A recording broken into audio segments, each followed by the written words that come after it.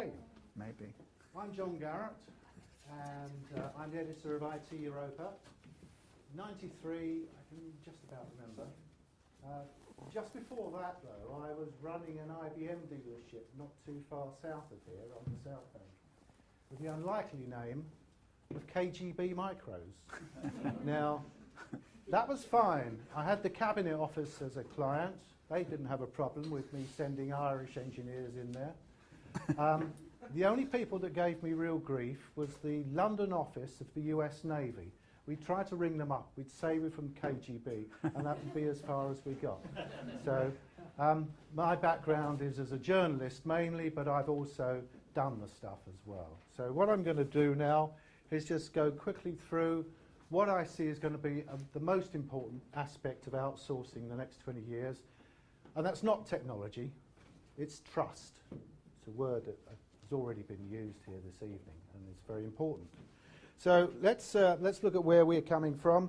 IT Europa, we do news, we do analysis, we do research, we do awards, and pleased to say that IBA have actually won a couple of awards in recent years, and we look forward to seeing their entries again next year.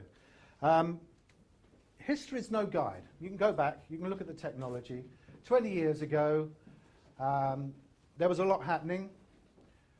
CompuServe was probably the biggest thing in business.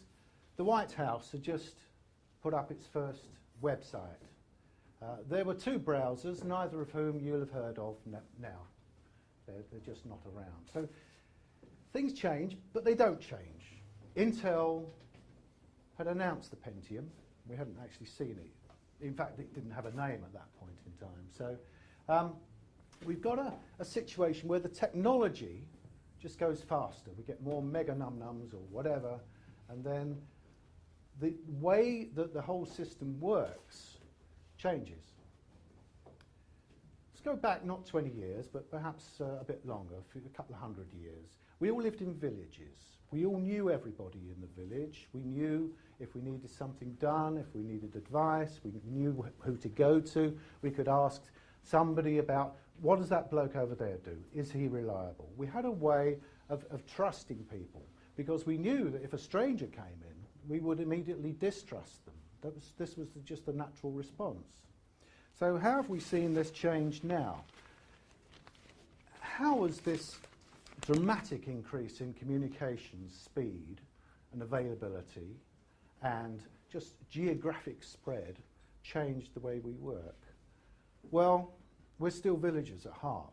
We still depend on that trust. We still need to know how reliable are you? How reliable are you? What do you do? Can you help me? You say you can help me. You can say you can do things cheaper. But can you? Well, we'll see. How do we get advice? And I'm just putting this together, and then I got the copy of this morning's City AM. I don't know if you picked it up. It showed how social attitudes have changed, not since 93, but since 83. And we can see how the banks, this was their headline, banks' trustworthiness has changed from 90% to 19%. Police, 77 to 65. Newspapers, journalists, for heaven's sake, 53% to 27%. What did we do wrong? Well, yes, thank you very much. Even the BBC down to 63%, although I suspect it's probably going to be lower in future. Now, what does this mean? It means... Just 1 minute, John. Right. It means that we have a trust problem. And so we have to do something about that. It's a long time to build it up. It's easily knocked down again. We have this situation